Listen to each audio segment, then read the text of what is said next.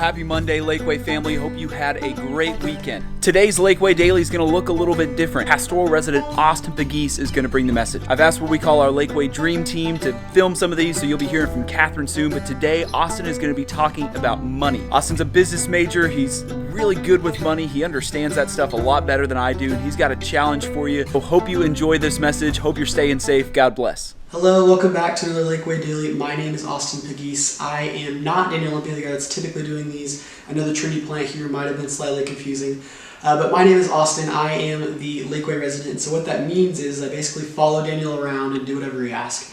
So here I am doing a Lakeway Daily.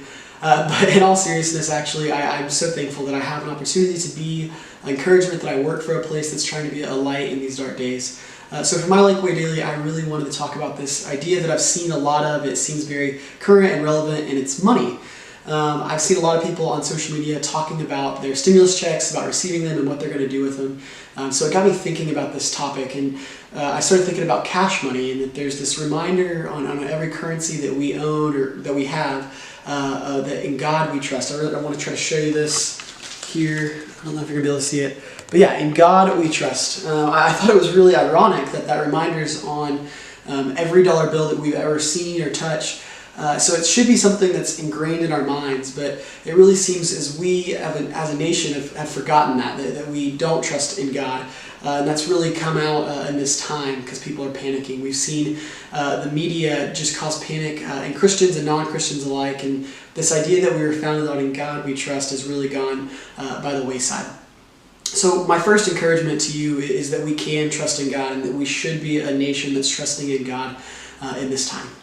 I want to encourage you with that in Proverbs 3 is what we'll be going through to kind of talk about it. So I'll read verses 1 through 6.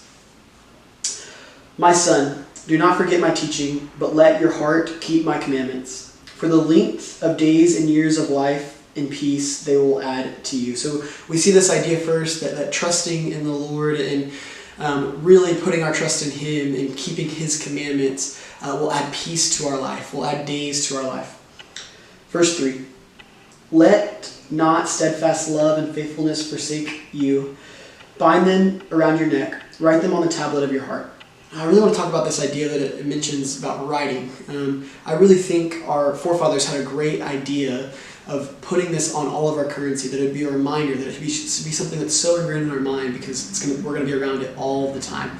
But we see this idea here that it's not enough just to write it down, that it's got to be written on our heart. And what that means is it's really got to be something that we know in our heart and not just in our head.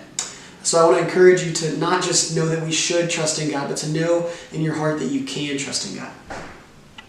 Verse 5, trust in the Lord with all your heart and do not lean on your own understanding. Do not lean on your own understanding. In all of your ways acknowledge Him, and He will make straight your paths. I really want you to hear verses 5 and 6 there, that we should not lean on our understanding. And during this time, we really have a lack of understanding, if we're honest, that we see all these numbers and these projections and we see what it's supposed to be like, and then they take those numbers and they throw them away and they bring out more projections. And so it's really hard to understand that sense of it. And then on the other side of it, we're trying to understand how we can keep ourselves safe. And so there's all these guidelines we're supposed to follow, but all of those are constantly changing. And so it's really hard to understand the world that we're living in. It's something that's unprecedented. And so I want to encourage you that we shouldn't even attempt to lean on the understanding, that the little understanding that we do have, and that we should trust in the Lord. And that when we trust in the Lord, that He will make straight your paths. The second idea I want to talk about with money is more in a traditional sense, and it's about giving. And before I dive into this topic, I really want to speak to a group of people that might be watching this, that if you're a small business owner that have had to close your doors because of this, or if you're an hourly employee that's been cut back from hours, or if you're somebody that's just been laid off or lost any money that you expected to get due to this COVID-19 stuff, first I want to say that I am so sorry personally, and that we as a Lakeway family are praying for you guys. And the second group I want to kind of talk to is more a group I identify with right now is right now, though things have changed a lot, that financially things have not changed for me. I'm still able to get hours, I'm still able to work.